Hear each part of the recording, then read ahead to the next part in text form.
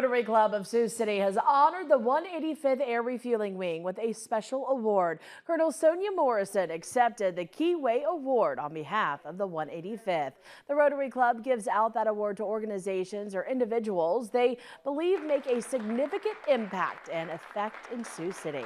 Members of the 185th were surprised by the honor.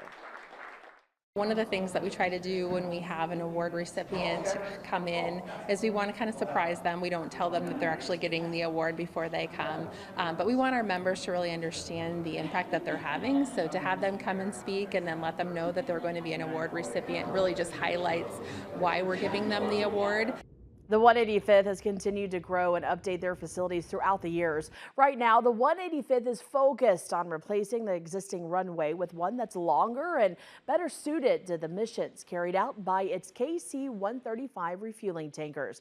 In fact, the 185th is looking for any way it can help improve the community.